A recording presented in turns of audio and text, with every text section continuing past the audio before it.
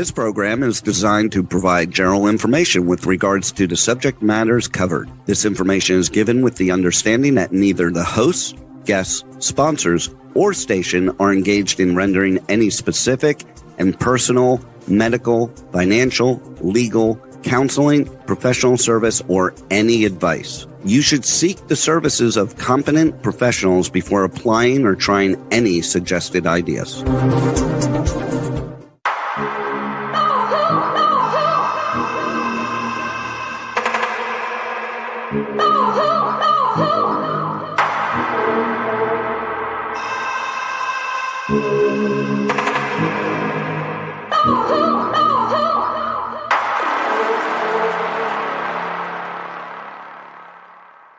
Good morning, true seekers and true crime junkies. Welcome back to another episode of Hit the Road Jack, Finding the Zodiac. We are entering into some very interesting information based on a YouTube response that I received this last week. I had a message from someone named Sean Weston. I'm not exactly sure how he knows Dennis or some of the information that I'm about to share with you, but I found a lot of it to be extremely interesting because I had recently been contacted and asked to look at the Son of Sam letters to determine if there was more than one author. I haven't got all the files together just yet on that, nor the handwriting for David Berkowitz in order to do the examination, but it does look like it's something I'm going to entertain. They're back and forth, obviously, all the time between he was the only person and then there was a group. And I think one of the journalists that had investigated, I wish Nolan was here right now. He'd know who I'm talking about. I feel like his name was like Maury or something like that. But they did a docuseries on him, and he had covered the Son of Sam murders, and it indicated that there were people who were actively videotaping in another vehicle that the murder that was going down. So as if to say that they were snuff films that were being sold to individuals. So this kind of theory or lineup of thinking is kind of down the same avenues where I'm going, but I want to read his response to you. So Sean says, Zodiac isn't a man. It's a CIA psyop. Didn't Dennis ever mention having met Larry Kane, Gary Post, and members of the Post's posse? So now he's interjecting the Post crew, which we looked at Gary Post as a possibility for the Zodiac, but we can definitely tell he's not the Zodiac. He doesn't even wear glasses. And in every picture I've ever seen him in, I've not seen him wear glasses. But as part of a group or a crew, that fits right on into some of the theories that we have that Zodiac did not work alone. And there's a possibility that he has written or authored communications in other cases where he may or may not have been the killer as well. So that's why we follow Jack Terrence's footsteps for the proximity and the evidence to see if it fits in with the training that we know he has and his capabilities. But he goes on to say they create as much hysteria as possible and sell the actual murder videos for $500,000. Also, Detroit's top writer and photographer were heavily involved in the child trafficking and photographing. No one was ever going to be arrested for any of this. Chuck knew his dad was one of the Zodiacs because his older brother had told him.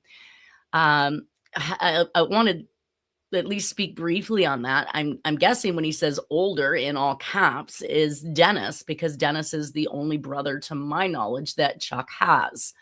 So why he didn't just say Dennis told him, I'm not sure. Maybe there's something else he's alluding to again that I'm not aware of. He says Jack and Larry, so Larry Kane, Jack and Larry were trading kids for drugs through a laundry company where they would meet in Illinois and trade identical laundry trucks, one full of drugs and one full of kids. The Cotton, Minnesota laundry was servicing the Detroit suburb of Birmingham. That's a long way to go for towels. The only reason the Son of Sam was caught is because there was too much info and speculation coming out. Someone had to take one for the team. So on a backup here to the laundry truck thing, we know that in 75, Jack moved the entire family from South Lake Tahoe, where him and Nora, Dennis's mother, were both working at the South Lake Tahoe Linen Company, to Cotton, Minnesota. And I just kind of assumed that the proximity there to the Oakland County child murders were because Dennis's father, Nora's ex-husband and family all lived in the Michigan area, and it was about a 12-hour drive. However, at the same time, Dennis would mention that Jack would go, he calls it missing. Maybe he didn't know that he was working. I have no clue.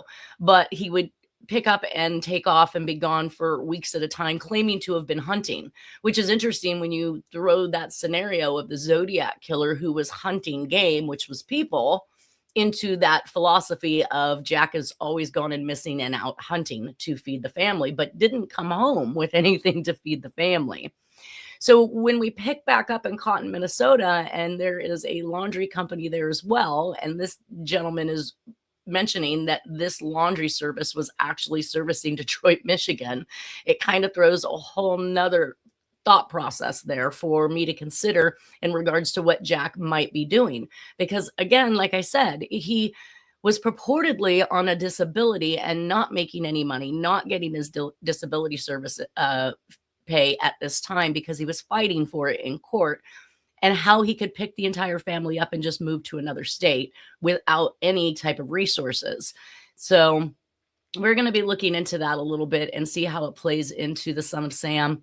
And my response basically at this point in regards to the group effort that this gentleman is talking about is that I'm going to say Dennis has never mentioned to me that he had ever met Larry Kane or Gary Post or members of the Post posse. He had never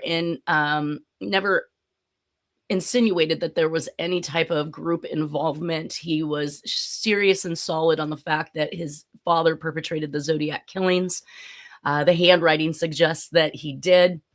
So the only knowledge that I have of a group involvement that came from Dennis was that he stated that at the wake or the service for Jack, that men in black suits showed up, grabbed Jack's urn, got into their vehicle, left, and was gone for a week with it, returned it with nothing said to anybody, no questions asked, no speaking to anybody, kind of like one of those men in black, show up, get what they want, out the door. But the dropping back off of the urn was also interesting as well. So maybe what they wanted to do was test and make sure it was in fact Jack. The other group involvement that he discussed is that at one point in time, while we were at the end of the investigation, and I say end because it never really ended, with the FBI, is that Dennis had received a phone call indicating that there were individuals who wanted to meet him in South Lake Tahoe. He was very, very excited. He thought this was maybe somebody wanting to sit down and discuss the solving of this case or the closing of this case. And when he got there, he said he was met once again with men in black. And as much as he would tell me about it, is that they stated as long as he stuck just to the Zodiac, he wouldn't have any problems. But if he had actively climbed outside of the Zodiac killings, that's when there would be some type of problem, almost as if to insinuate he shouldn't investigate any further. Good morning, Nolan. Good morning, Nanette and the world. The world. Yes, you guys. Did you catch that on this little YouTube comment? A little bit. I've heard it before about if you stick to the Zodiac, you're not going to have too many problems. But if you go beyond that, there might be issues. No, the actual post from this gentleman that popped up. I think I sent it to you. I think I sent it to you by text. Okay. When it Is it came the same in. one right here that's on Zodiac, isn't it, man? Yes. So yeah, Sorry, I was talking. top. Oh, we don't disagree. No, yeah. And I just finished reading it and kind of giving my response to it. If you still don't have that on your text, I'll let you know. But he's basically saying that there was, and this is the part that really got me, is that he talks about the Cotton, Minnesota laundry company, which serviced this Detroit suburb of Birmingham. So remember that Jack moved to Cotton, Minnesota in 1975 for some unknown reason, drugged the entire family out there. And then we have the Oakland County child murders. Wow. So this guy's stating that the Cotton, Minnesota laundry was actually servicing the Detroit suburb of Birmingham. So that's what would give Jack, once again, aside from Dennis's family that lived in Detroit, proximity to that area and the murders that were occurring. So that's another laundry connection. Like up in college, did he work for some sort of laundry type facility? Yes, he worked for South Lake Tahoe Linen Company. Yeah. And of course, we have some cases in the San Francisco area where folded up laundry was left leaving the scene of the crime as if it was trails of breadcrumbs that the suspect had left after killing somebody that tied in that whole laundry thing. So another clue. Yeah, some craziness. Well, we are back to Tom Voight today and his website. So this was his main page, of course, and he talks about television and America's Most Wanted, Fox News, Portland, Oregon, San Francisco, California, Sacramento, California, the Learning Channel's Case Reopened, the History Channel's Perfect Crimes. He has radio with Howard Stern Show, and the magazines and newspapers that he touts are Manhunter Magazine, the Napa Valley Register. Woo, go Napa. I used to deliver that paper. The Vallejo Times Herald, the Benicia Herald, the Vacaville Reporter, and the Contra Costa Times. I'm a little boggled by the fact that he doesn't actually talk about the Examiner or the Chronicle from San Francisco or the LA Times, or like, where are these other places that the Zodiac was known to write to in this mix? Or Riverside. That as well. Yep. So he's got his site index, which includes the main page, the victims, the suspect, the news center, the Arthur Lee Allen file. Now, mind you, I want to say that this was circa 1998 on this particular website, and he didn't actually tear it down fully until about somewhere between 2003 and 2005. Needless to say, we know that in 2001, somewhere around there, 20 on 20 did the DNA test, which double confirmed that the DNA did not match Arthur Lee Allen. He was cleared from DNA even before that, handwriting, multiple searches on multiple properties. They didn't find anything that lended to him actively having been the Zodiac, nor did he match the composite. So his aboutzodiackiller.com, it says online since September 1998. Zodiackiller.com is an extremely high profile website generating an average of 125,000 hits each month. At left are several media outlets that have featured Zodiackiller.com in some capacity. Advertising now offered. So, I mean, he's making a full blown business out of this. Zodiackiller.com is now making space available for your advertising needs. Banner ads may be purchased for the following pages: main page, news center page, Zodiac Killer links page. Pricing. Banners are available in two sizes, small and large. Small equals 125 by 75 pixels. Large equals 325 by 125 pixels. If necessary, accommodations can be made if your banner does not fit these requirements. Small banner is $15 per day. Like, I wonder, how long people would actively run it. $10 per $50 a month. It's a car payment. Especially in 1998. That's, I think, more than a car payment. Yeah. $10 per day on the news center page and $5 per day on the Zodiac Killer's links page. The large banner is $20 per page on the main page. So it just goes up from there, $15 per day on the news center page. So yeah, he's making money off of something while he's also being given all of the rights to videos and news footage and pictures and even original color scans of documents of the Zodiacs, which is unexplainable. You know, how is it that you come across this when this is supposed to be evidence in an unsolved murder case? And anybody else in the public, if they go to ask about this case, they're literally told it's still under investigation. We can't tell you anything. Except for Tom Voight. Yeah. So we see a picture here. It looks like Dave Toschi. Yeah. Toschi signed for him. Merry Xmas. Just like the Zodiac wrote to him. And this actually says, picture at the left is former SFPD homicide inspector Dave Toschi from December 1969. Toschi signed the photo for me in San Francisco on 12/20/98, the 30th anniversary of Zodiac's first known murders.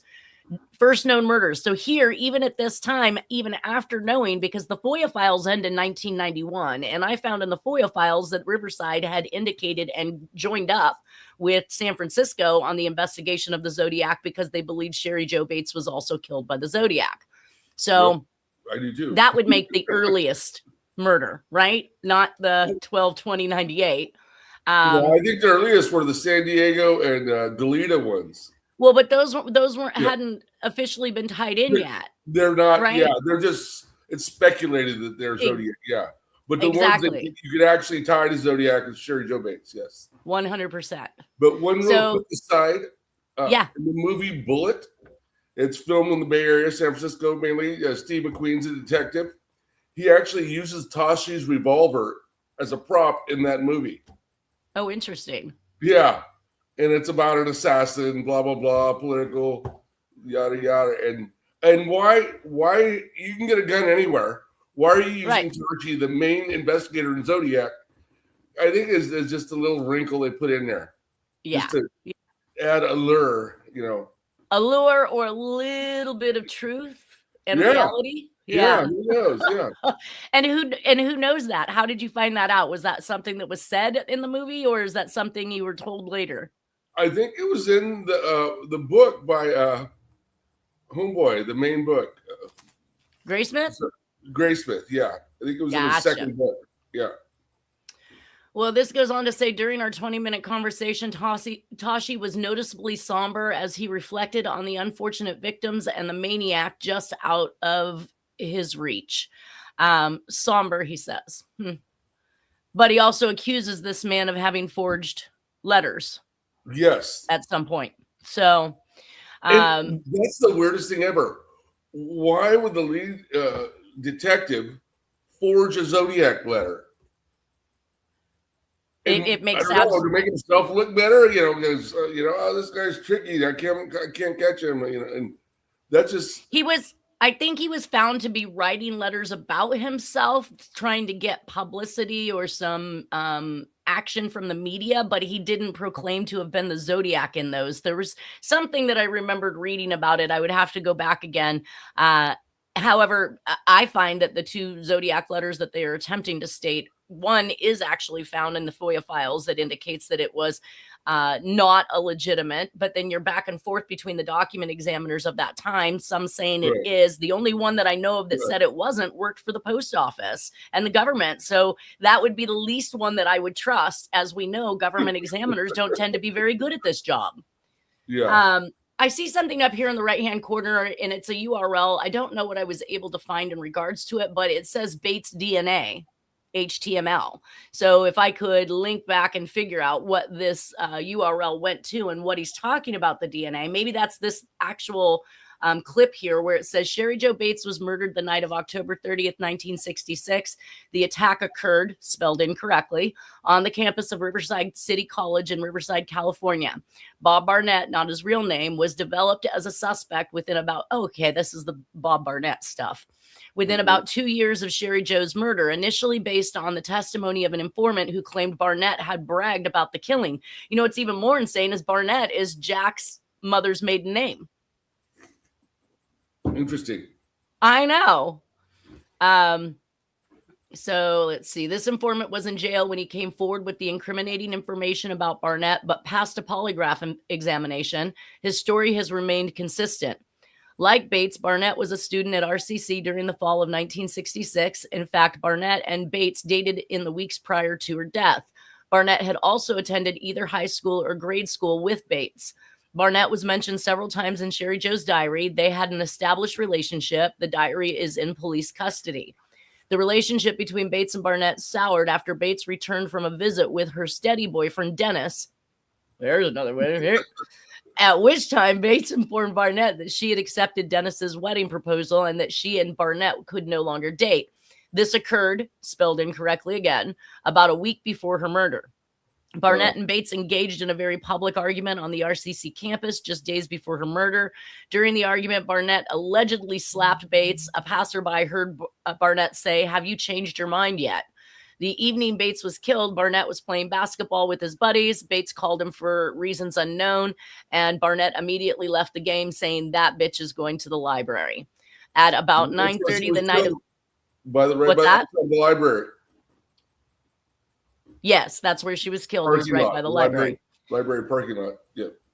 At about 9:30 the night of the murder, a female student passed a man standing in the alley where Bates was to be attacked just minutes later. The female student and unknown male said hi, although they didn't know each other. The stranger was standing in the shadows, and from his vantage point, it was later determined he could have easily watched Sherry Joe's VW Bug while she was in the library.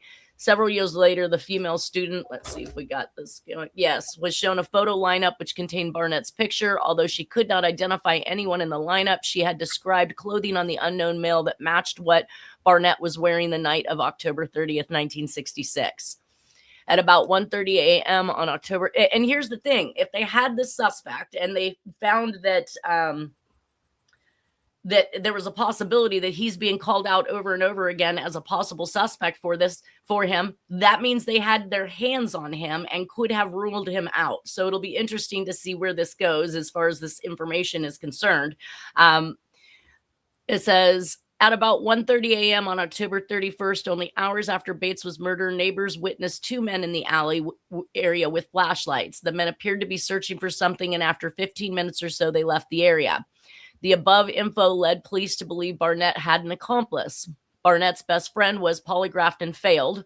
Barnett took a polygraph at the advice of his lawyer at one time. He cooperated first, but then the tough questions were asked and he simply refused to answer.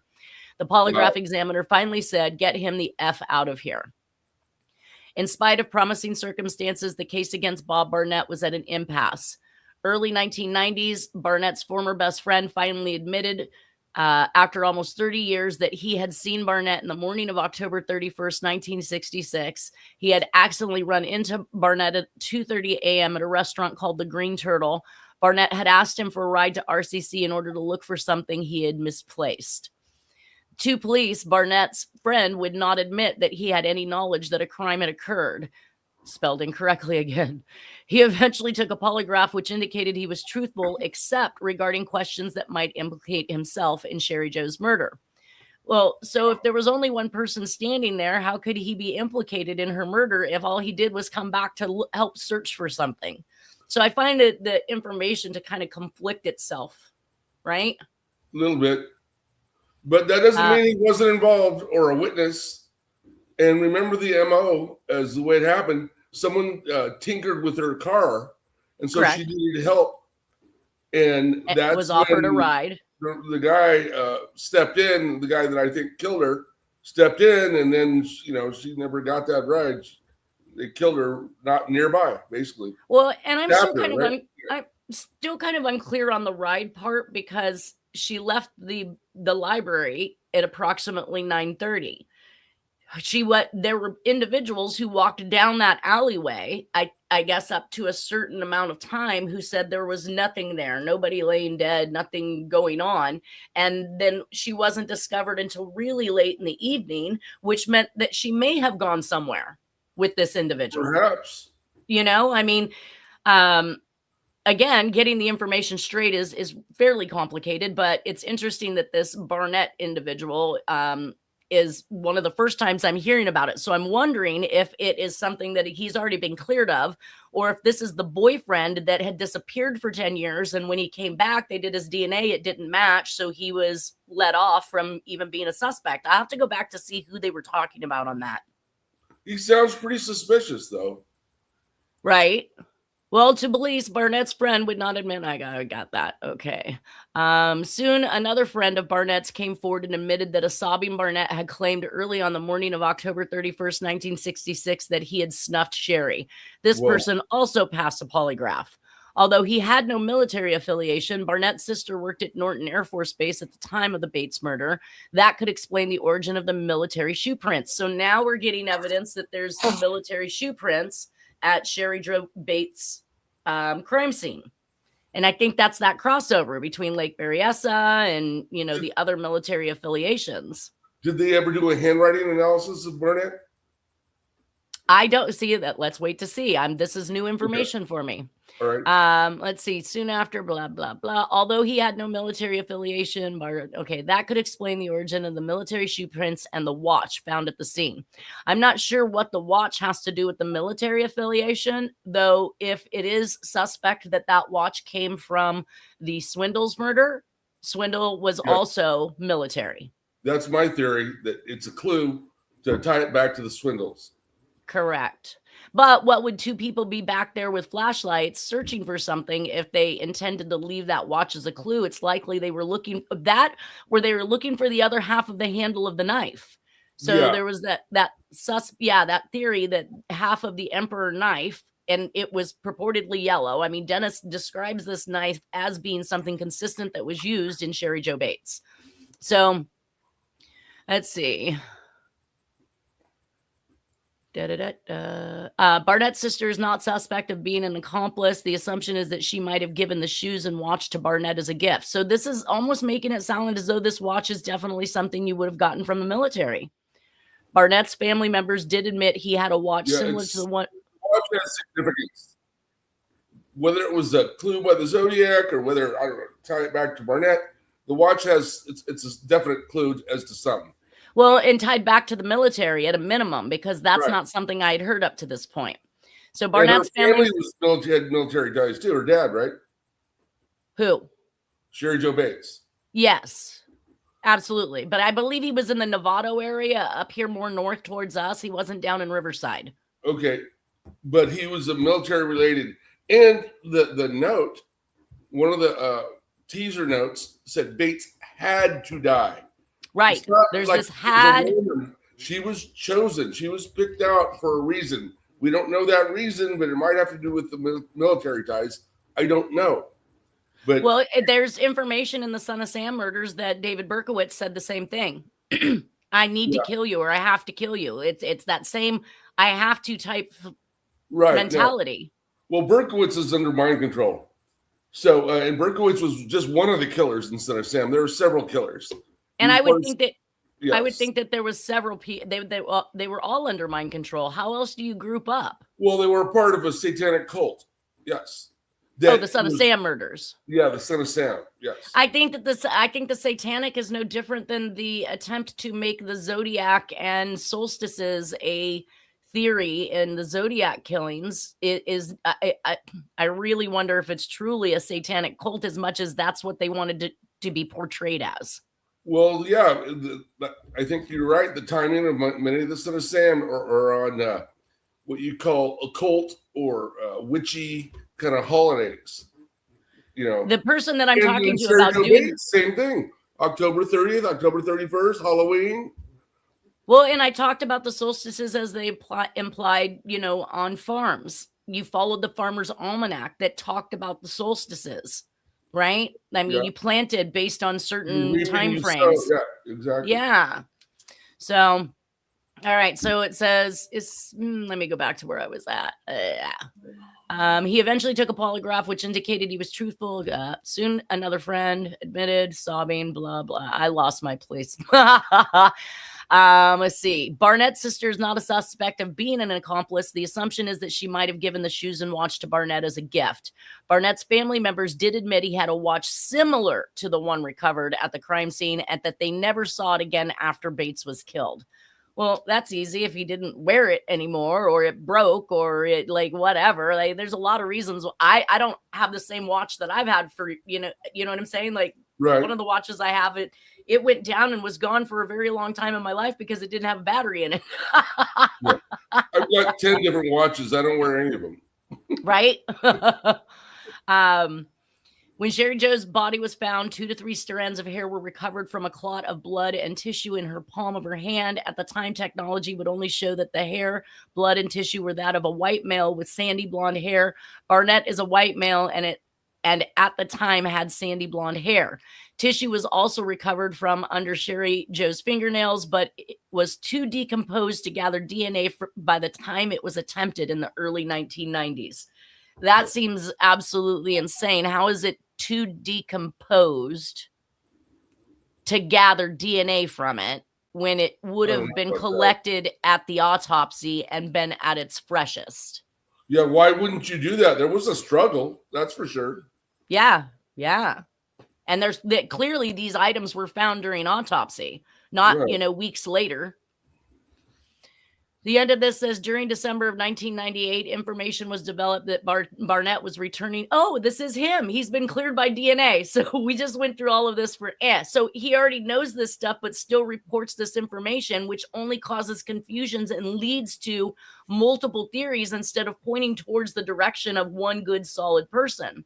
So During December of 1998, information was developed that Barnett was returning to the Riverside area for Christmas. With the latest incriminating information, spelled incorrectly, RPD managed to get, I can't help it, it's big red. RPD managed to get a warrant and met Barnett upon his arrival at the Ontario airport. RPD took skin, saliva, hair, and other samples from Barnett, which were then sent for DNA analysis to the FBI laboratory in Quantico, Virginia. Barnett was described as having displayed a passive, what took you so long type attitude with detectives. The DNA results are due in December. So let me see if he confirms this, but I know that he was excluded from DNA. So this entire excerpt being on his page was for naught. Like, get rid of it. It was just because he wasn't the perpetrator doesn't mean he wasn't involved. She obviously had trust for whoever killed her because she spent time with the person. She thought that person was going to help her with her car. But isn't that a person involved? A female thing? I mean, my car's broken. I can't get home. I would take somebody's help. And in those days, it wasn't so scary, right? No, it was mid-60s. People were a lot more open-minded back then. Right. So it says, while the current review of the Riverside Police Department is that Sherry Jo Bates was murdered by a suspect they have identified but cannot yet convict due to lack of evidence. Recent information I have received suggests the possibility that Bates was an early victim of the Zodiac killer. Number one, in May of 1999, one of the original Riverside investigators confirmed during our conversation that the footprints found near Sherry Jo's body were identified as being made by wing walkers, the same type of shoes Zodiac wore almost 3 years later when he killed at Lake Berryessa. An FBI document I have obtained confirms Sherry Jo's killer did call the police after the murder, a habit Zodiac was known for. Note, the Riverside Police Department have never confirmed that a call was placed to them, as was written in an anonymous confession sent to the police and local newspaper in late November 1966. Right. Additionally, later, he sent a letter to her dad.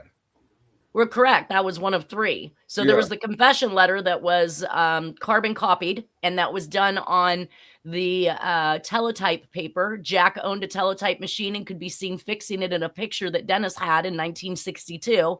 So we know that he was into the teletype machine, ham radio. Immediate information is what he was into. Jack has shown in technology. He tries to come off as a good old boy, but he was hip to a lot of technology. And he was an engineer for IBM at one point, right? I don't know if he was an engineer, but you could see that he was giving HTML code and discussing the issues and problems. And I think that's why while he was at Arizona State University as a security officer. Yeah, no, he's never been a janitor. Okay. But as a security officer, he would have access to places in the university that nobody else would have. Right. And Arizona University, at the time Jack was there, had been cataloging and storing the different versions of anthrax strains, including Ames. Wow. Yeah. Security officers are always suspects. Not by Bart Baggett's words. When I told him that Jack was a security guard, because that was all the information I had after a single conversation with Dennis, he said, no, he's too low level. There's no possibility he could have been the Zodiac. The Zodiac was intelligent. He had training. And now look, we are past the point of finding out that Jack is that intelligent, building water waste removal systems for nuclear power plants for General Electric in the San Jose area, to the military training that he had, the marksmanship, the hunting abilities, the type of guns that were used. Like, he had everything. So it says skills with knives, guns, ropes. Yes, he did. And he carried ropes in the trunk of his car that were cut to 3 foot pieces. Like, who does this? The ties that bind. The ties that bind. Or hog tie. Word. It says, additionally, I've yet to find corroboration that the crime scene footprints were wing walkers. So then why state it?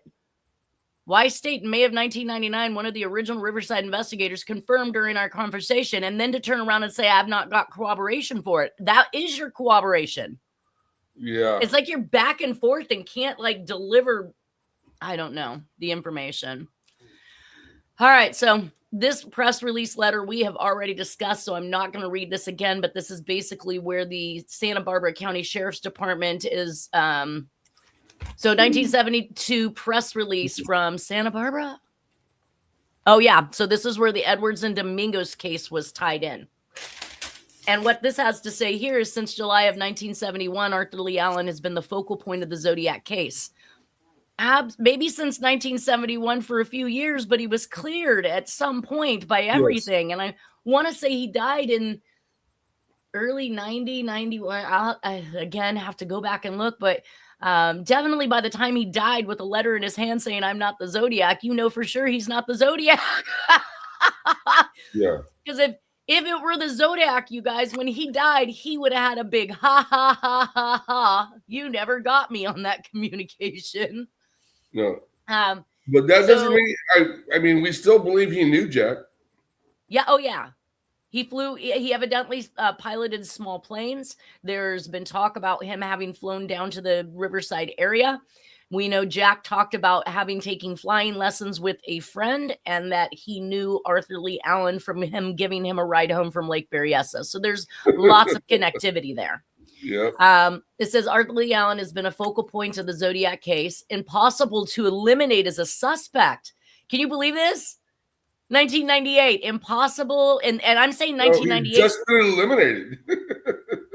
He had been eliminated up to that point on every level. And by 2000 at least, or 2002 at least, he had been excluded by Harry Phillips and 20 on 20 in their DNA attempt to match to 8 different suspects, which I believe also included Lawrence Kane and some of these other false suspects that have been portrayed, or that Voight has claimed to be this all-out investigator and making money off the information that he's putting on here when it's false information. In the Zodiac movie, it was very accurate in its portrayal of the crimes, but again, it concludes that it's Arthur Lee Allen. You mean very accurate in the assumption of law enforcement as to how the crimes happened. Nobody was there to really describe. Right? Yeah. Well, Hartnell was there at the one, but right, but cowered down in the freaking seat, right? Like, no, that's the other guy. That's Majot. Majot. Yeah. And he wore extra layers. Oh, I'm sorry, Hartnell. Yes, Hartnell was very of course. Yeah. I'm sure that and probably who later became a lawyer in Riverside. I know. And who didn't answer you when we wanted him to listen to Jack's voice on audio? He would not get back to me. I know. So, do you really want to know who attempted to kill you, killed your girlfriend, killed many others? As an attorney, I would want to know the truth. I mean, isn't that why you get into law? Some people have different motives. Yeah. So it says impossible. About truth and justice. For most of them, it's about money. Yeah, money. They don't even want to step into trial. They just want to settle out of court. But after they've extinguished all of their clients' monies. Impossible to eliminate as a suspect, Allen has been the focus of books, newspaper articles, and television segments, not to mention the target of a huge investigation that for over 2 decades aimed at convicting him. Oh, good Lord. Briefly questioned by the Vallejo Police Department on October 6th of 1969, Allen was dismissed as a suspect by Sergeant John Lynch, only to reemerge less than 2 years later, and for a good reason. For the first time, I have published several of the reports detailing the facts surrounding this fascinating suspect. I have blacked out the names, address. So now he's redacting crap. Yeah, but also it's weird. Very similar to the Unabomber. It was his sister-in-law and brother that ratted him out. Family seems to be keen on getting in on the action, huh? Yeah. And is these old friends that were like small-level crooks also ratted him out. But they didn't know he did it. They just, they were just trying to get publicity. Exactly. There you go. He might have been peripherally involved, but he wasn't Zodiac. Let's see. For the first time, I have published several of the reports detailing the facts surrounding this fascinating suspect. Fascinating. Just fascinating. Man's already dead with a letter in his hand saying I'm not the Zodiac. I have blacked out the names, addresses, and phone numbers of individuals also detailed in these reports. These individuals are informants, friends, family members, or witnesses, and their privacy is imperative. While I won't divulge where I obtained these documents, of course not, I will acknowledge the outstanding detective work of the following officers who developed so much valuable background information on Arthur Lee Allen. Oh, it just makes my head hurt. There's also information out there that kind of links him with some of the Santa Rosa murders. The young girls, the hitchhikers. I've seen what Arthur Lee Allen looked like in 1969, 1968. And if you've looked at those pictures, he was big and round-faced and no hair. Like, he already looked like he was going to look for the rest of his adult life. So I'm pretty sure that the officer who gave the composite description would have come up with some very, very different attributes. And none of that composite looks like Arthur Lee Allen. Nothing like Arthur Lee. Let's see. Although one thing about him too, he was a diver. They said like walking, doing this and that, he couldn't dance, blah blah blah, not very good. But when he on a diving board, they said he was really good. Oh, you mean what do you mean? Like diving up a diving board into the pool? Okay, diving from the high dive.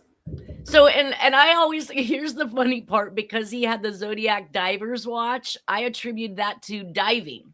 And the reason why it was created is that you could dive. Yeah, scuba dive. So this whole time I thought he was a scuba diver. He may have been that too, but he was the actual diver off a high dive and like competition and whatnot. Okay, so I've had my diver all wrong. No, but I think he was scuba, and he was a hunter. They found a lot of knives and like hides and small animals and squirrels in his freezer and whatnot. He hunted. He killed a lot of small animals. I'll just say that. Maybe he liked squirrel. I don't know where he was good came with from. knives, and they did find some explosive materials in his basement. No, it was underneath his house. Well, here's the thing. Yeah. We can never tell the truth because we're looking at the media who's portraying this for us. My recollection they're getting their information from the cops too, so who knows? Right. And my recollection was that the pipe bombs that were found underneath his house, and he claimed that a friend had hidden them there, but he was unaware of what they were, that they were even there. And I tend to believe him, because I promise you, if somebody tells me, can I hide a bomb on your house? I'm going to be like, no. No, yeah. No. You trying to kill me? Yeah. And if I had ever stumbled across them, I'm sure I would be making sure to have them removed, because again, no, there's not going to be a bomb under my. Yeah. So here's a letter from Robert Graysmith. So here's this whole thing going on, and it's to Tom. Dear Tom, I enjoyed our conversation on the phone, and once more I want to thank you for your guidance during my research on Unabomber, A Desire to Kill, and to introducing me to the internet and the vast amount of terrific information and theories there. Wow, where was this guy? I thought he was, didn't he work for the newspaper, Graysmith? Yeah, the Chronicle. Yeah, he was the So how is it that he didn't know about the internet? And Tom opened up his eyes. Right. And he's already written a book on Zodiac. So yeah, come on. I don't have a date on this, so I'm not sure when this was actually written, but A Desire to Kill, and to introduce me to the internet. I've enclosed some things from my forthcoming sequel to the Zodiac Unmasked. So yes, this is clearly after Tom Voight already has his website built, it looks like, right. Which will include the thousands. Oh, no. Zodiac book. So what I read is Unmasked. It's an update of the original Graysmith book. And when was that one? Like 1990s? I forget late 90s, I think. Yeah. So Zodiac Unmasked, which will include the thousands of things I've learned since the book was published back in 1986. What I've dug up for you are some of the search warrants served on Star. So Star was this, supposedly, I don't know how Star gets into the mix, other than I was at one point in time sent this greeting card, or a portion of the Halloween greeting card that was never shown to anybody, and it looked like it had a J tar, because the J is formed just like the zodiac does his J's, but the way it's positioned next to the tar, it looks like it says star. So this whole theory about star comes about. Jack Terrence. Yeah, J tar. It's J tar. If it is true, if it is real, this was found in the on a flap on the inside of the Halloween card, never shown to the public. This could be the only way they came up with the star suspect, as far as I'm concerned, because I was being led to believe that it was a legitimate, but then I was concerned that if I found it to be legitimate, I could have been being conned because it was made up. But then in Zodiac Unmasked, he heavily talked about this star character. So star came from somewhere, and likely maybe even from the Hollywood card, or the Halloween card itself. I always found that curious about the book, because the first couple of chapters about this K-Star guy, but I think Kennesaw, which is actually the name of like a prosecutor, one of these political things. But anyway, or special counsel. Anyway, but eventually he comes around to basically say this Star guy is Arthur Lee Allen. Why are you calling him Star? Right. Why not just off the bat, just say this is who it is? Right. It's like a fiction, the first couple chapters. It's weird. Oh, so you're saying that that's the fictional name Graysmith gave him?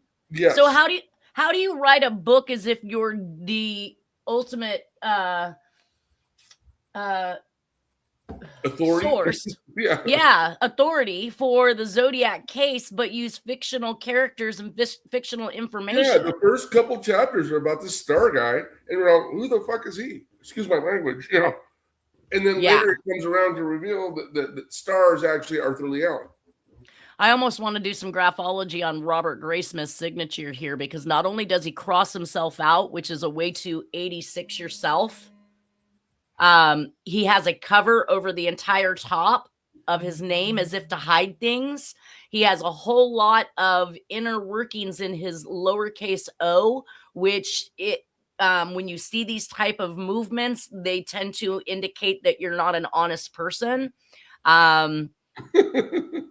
He strikes backwards to the left and then back to the right, but either way, he's crossing himself out in whole, and he clearly has no he's not liking. I mean, I think that most of those in Hollywood that use that single name reference, they think they're superior to everybody else. So like when they use just Prince, and or also, he was a cartoonist, so he had skills with a pen, and that's very weird looking handwriting. It looks like, you know, just scribbled basically. Yeah. Well, it kind of is, but some of the attributes that are being had there, I just talked about the long T-bar in another client, in another case I was doing for forensics, but I was discussing this long T-bar that floated across the entire name to my graphology mentor, and she indicated that they're basically undercover, right? They're covering themselves up, and he's covered himself up all the way across the middle zone, so you know that it's him, not everything he does in general. He's not covering up his thoughts by any means, because all of those upper extenders are above the cover, but the cover being just above that middle zone means he's covering himself up for some reason.